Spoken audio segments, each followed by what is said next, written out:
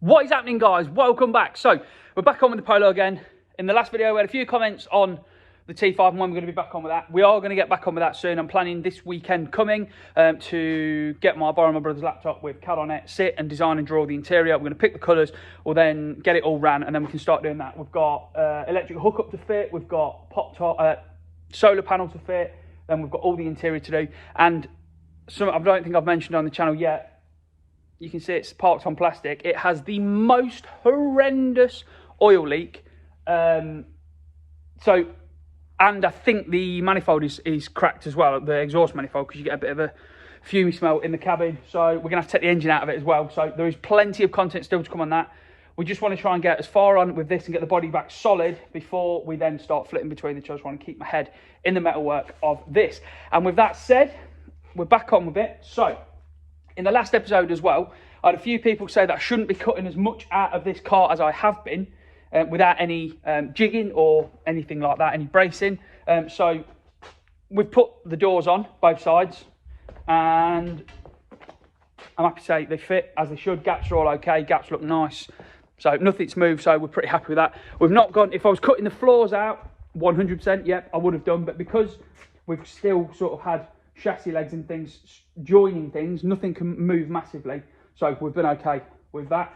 I have also made a decision in the last episode. I said I wasn't going to put this inner arch in before we messed around and sorted the outer arch out for the wheels. I've just made a decision that we'll get this welded in. I want the structure of the car back right, and then we'll worry about the outer arches when we can get the wheels at some point this week. I want as much done on this week as I can. So we've gone around and got this all fitted into place, knocked around, hammered into place, because obviously as we took it out, it's moved, it's bent, it's not quite in the right place. And I'm happy to say it is in exactly the right place. I took some measurements from before and I've taken measurements again, and it's back where it needed to be. All clear-coat in place, top and bottom. So what we're going to do is take that back out, bit of primer on it, drill a few more holes, get it back in, and then we'll start welding it in. Let's go!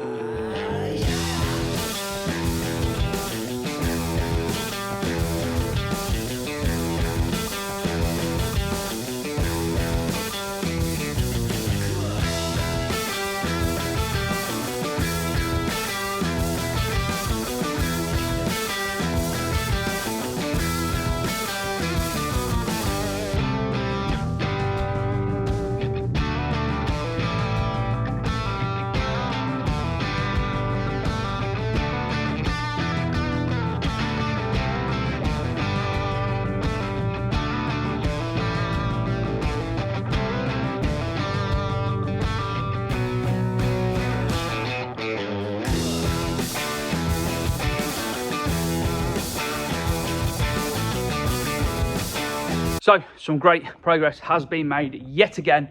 The driver's side inner arch tub with the suspension strut mounting is now fully welded in. It's all welded on the outside. I've seen welded it on the underside as well. It's welded down to the floor, and you can see down there we've got the patch in there to fix that hole that was in the floor that went onto the chassis rail. We've just joddled the edge, joddle, whatever you want to call it. The edge, sat it on top, welded it, we'll seam seal that, and it will look as good as it wants to. So that is pretty much it around that side.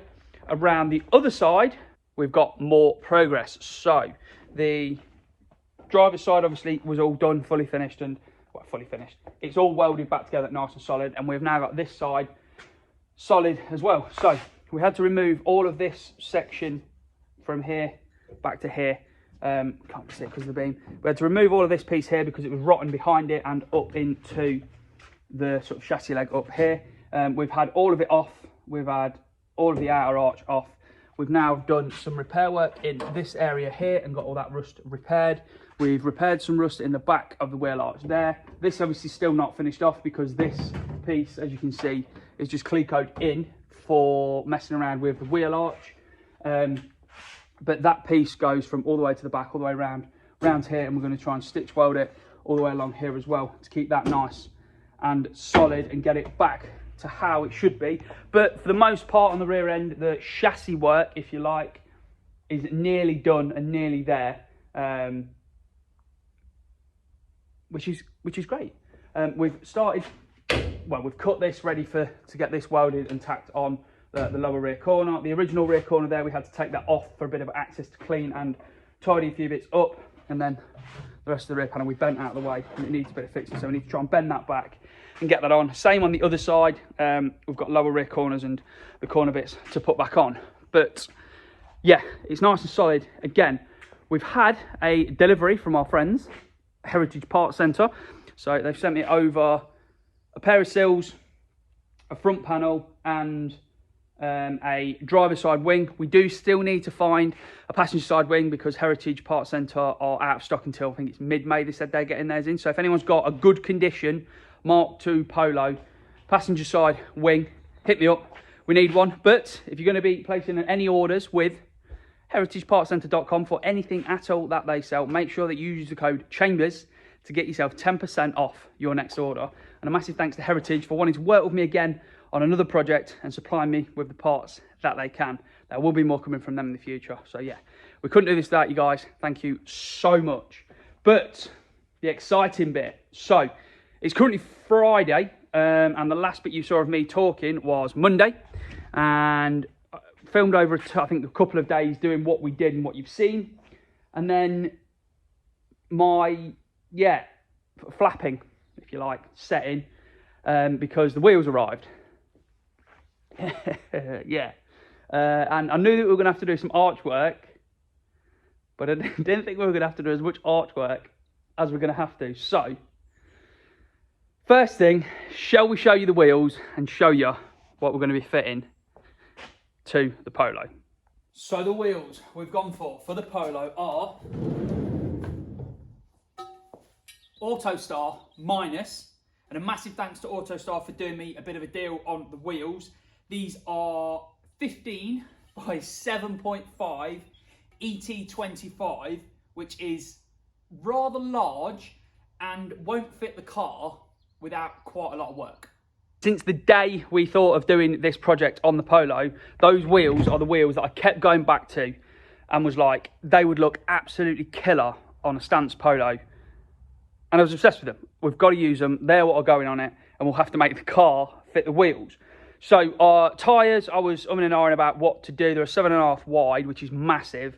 And I thought, yeah, let's just go for some little tyres. So I bought some 165 45 tyres for it, which is ridiculous. And yeah, they fit ridiculous. So that's the tyre fitted to the wheel. You can see all of the bead, see all of the rim around there. Now, I would run them, I think. I would happily run them. But for internet purposes and people on internet purposes, mainly on here, I don't think we're going to be able to run them.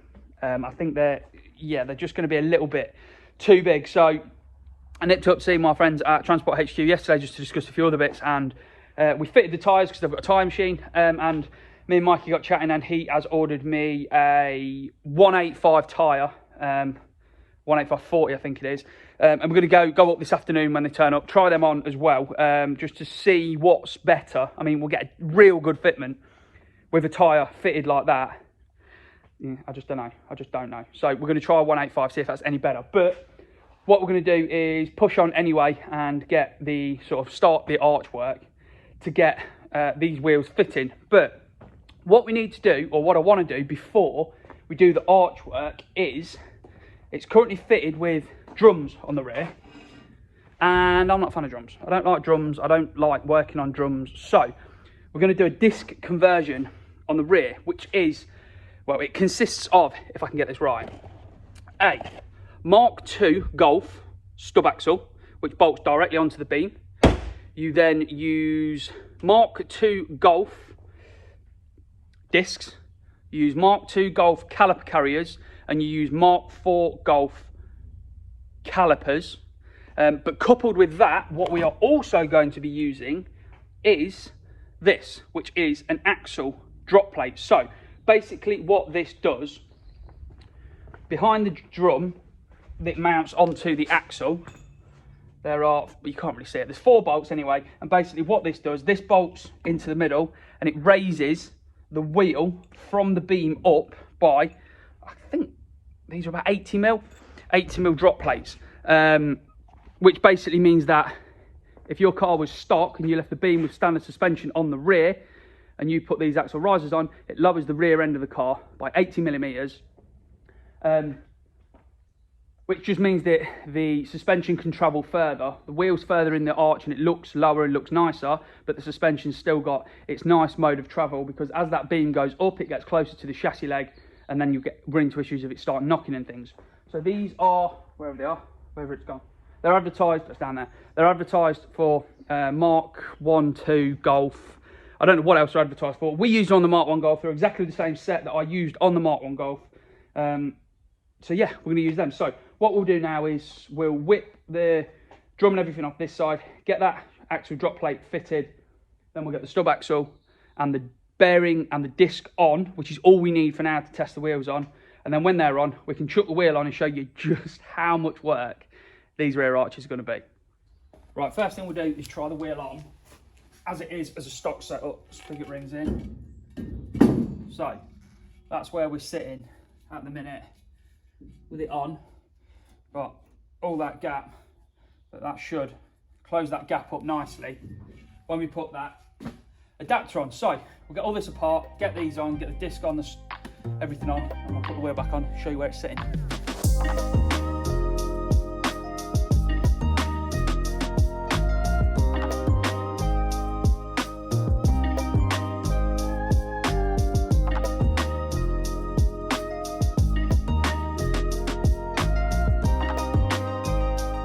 It's all in the same place as it was before. Wheel, spigot ring. And look where it is now. So before we had a big gap, now we've got a bit of a small gap. But as you can see, well, you might not be able to, that wheel is pretty much flush to the outside of that wheel arch. Yes, this wheel arch has got a dent in it.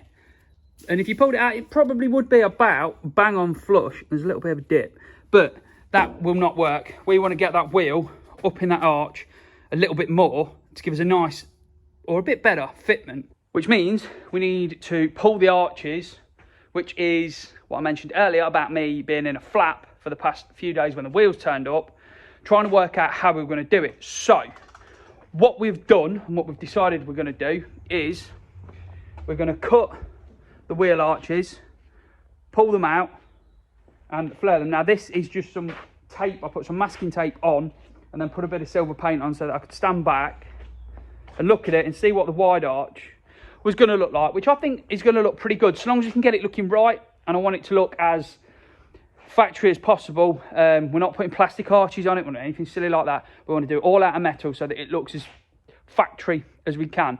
I don't think we're going to be able to achieve the round that these arches have from factory, but nevertheless I still think it's going to look good when we've done it. So what I did, cut the front one, had a look at that, and on the rear we've cut the rear one and we've started welding the arch back together. Now it looks an absolute mess at the minute, but it's a work in progress.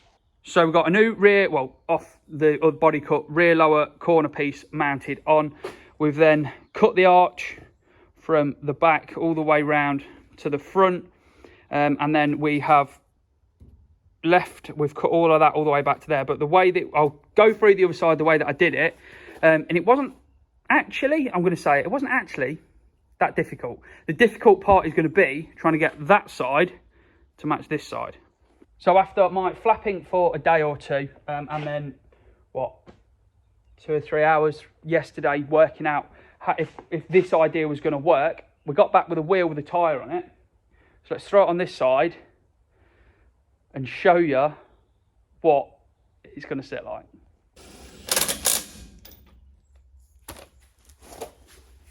So it looks pretty good there, but we pull on this ratchet strap,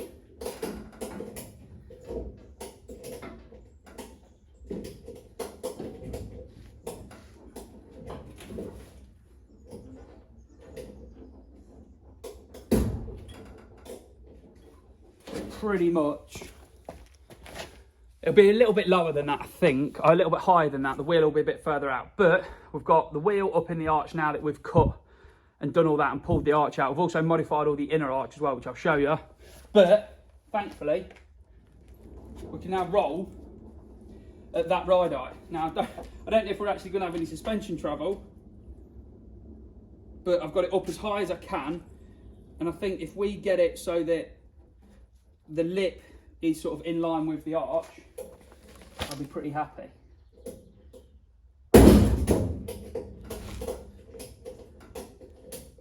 We can get it, I suppose if we're rolling at something like that, I'd be pretty happy with that. You got nice amount of clearance, and I'm hoping that when we put the wider tyre on, it's still going to be okay and it's still not going to catch anything. If need be, we'll have to trim a little bit more out of this and maybe stand them up a little bit more. But they're on. The arch looks pretty good. We've got a sort of starting point and it rolls. So I think what we need to do is, before we go getting too far with this side, so that we've got no reference points, we're going to have to make a start on the other side and try and remember what I did to this side and get the other side looking something near the same.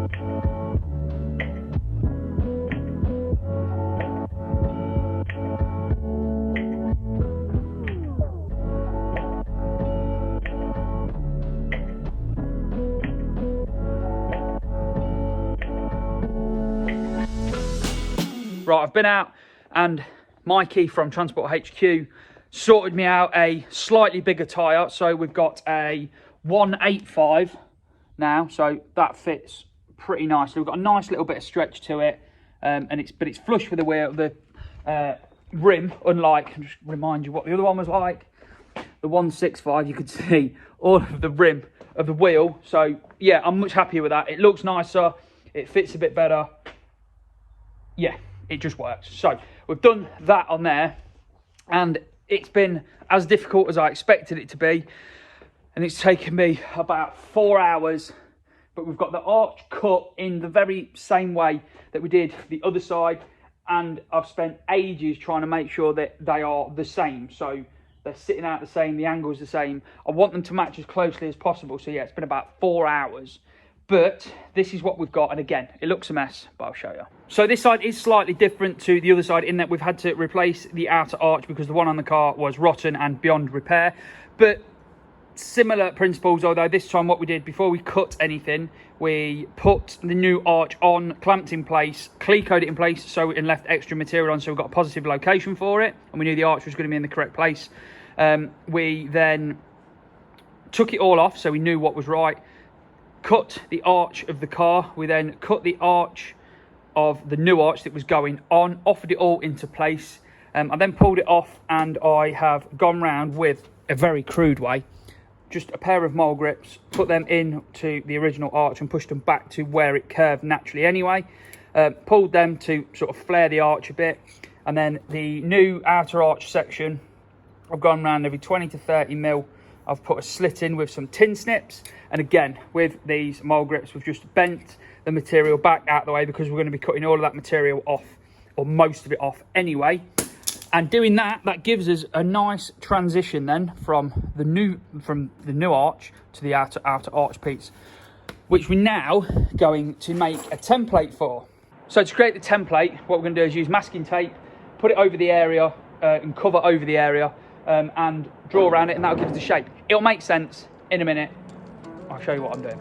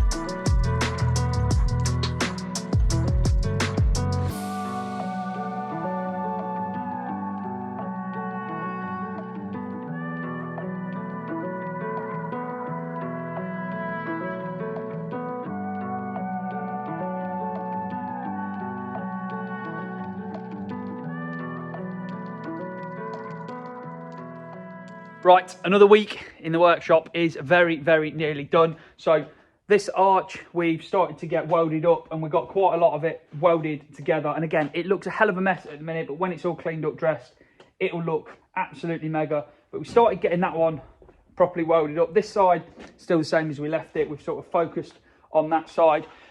Next week, we're going to try and get back on, well, we're just going to get back on with the car. We want to try and get as much done as we can on this next week. So, to round off this episode, shall we go over a little bit of what we've spent in this episode? So, things to add to the list from this episode. First up, we've got the stub axle, which was, or for the pair, were £50. Then we've got the axle risers, which were £99.50. Onto the discs and pads, which were £49.50.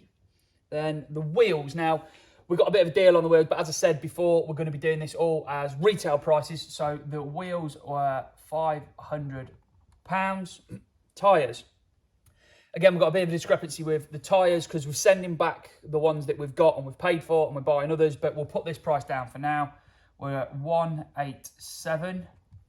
And then we've got the parts that Heritage Parts Centre have supplied. And I had a question asking whether the parts that were supplied for the car were going to be included. And yes, we are going to include them as a retail price. So it's as true a job, if you like, a truer price for the job. So we've got lower valance, which was £87.95. We've got left sill, which was £48.50.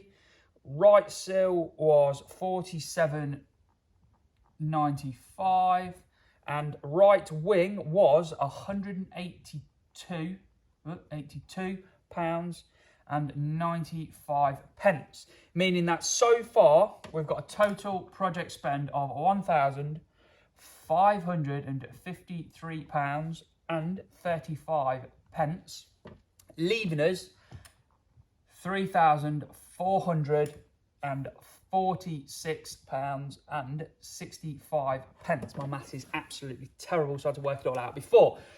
So, basically £3.5 grand. It looks like it is still quite a bit of money, but I can guarantee you that that will absolutely disappear. And I think this project is going to be very, very, very tight for the spec and the level that I want it to be. In the last episode, I said I wasn't going to count consumables and I wasn't going to count hours and things like that. Or we're not going to include hours, but I wasn't going to include consumables. And a few people, or a couple of people, commented and said it'd be good to explain to people or get people to understand how expensive doing this sort of thing is in things that you don't think about, and I don't necessarily think about, of a consumable. So cutting discs, grinding discs, paint stripping discs, weld through primer, things like that. So far, on consumables, we have spent £209.92, which is a hell of a lot, and it's a lot more than I expected it to be. And I'm still not going to include it in this. I'm going to do this one as a separate, but we're going to try and keep a tab on how much we've spent on consumables as a separate costing as well. So the next one was hours. Now, a few people have asked me to keep a tab on hours. Mark 1, I never kept a tab on hours, and that was ridiculous. We're going to keep a tab on the hours on this. I didn't for the first week or so it's been a bit of a guesswork, but I'm estimating that at the minute we are around 70 hours into this car already. Now, some of that time is me standing there scratching my head, drinking a cup of tea, trying to work out what I'm going to do, how I'm going to do it, how we're going to move forward. But that 70 hours is time in this workshop with our thoughts or actually doing something on that car. So, yeah. That'll disappear quickly. That's more than I thought it was. And that is going to get very high. And if you think that if you were spending £35, £40 an hour for someone, that number would already be massive. Right, finishing this episode off. As we started it, we were discussing the T5. You'll be happy to know that I am sat at the same time as editing this. I've got another laptop open, and I'm sat and I've started drawing and designing the interior and the camper interior for that, and hopefully we're going to be getting on with that in the next couple of weeks or the next few weeks. But that is that one, guys. Hopefully you've enjoyed seeing me butcher the rear end of this car. Hopefully we can sort it out and get it looking right. But yeah, until next time, guys, Enjoy.